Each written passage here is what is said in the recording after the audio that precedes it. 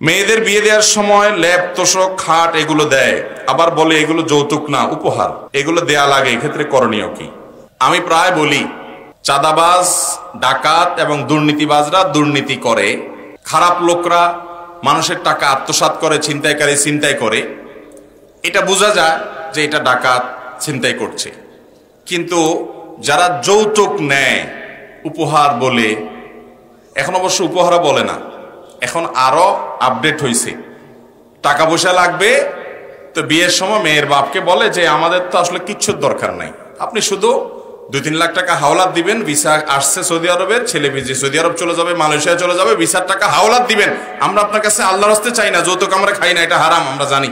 মেয়ের বাপ তার কাছ থেকে আপনি উপহারের নাম দিয়া, হাওলাতের নাম দিয়া বিভিন্ন রকমে যে সমস্ত খাট পালং ফ্রিজ কিনছেন এবং তার কাছ থেকে এগুলো আদায় করছেন, মোটরসাইকেল আদায় করছেন, টেলিভিশন আদায় করছেন, এগুলো সম্পূর্ণ হারাম এবং নাজায়েজ।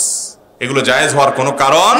প্রয়োজনীয় মাসালা জানতে চ্যানেলটাকে সাবস্ক্রাইব করুন এবং আপনার মূল্যবান মতামত কমেন্টে জানিয়ে যান।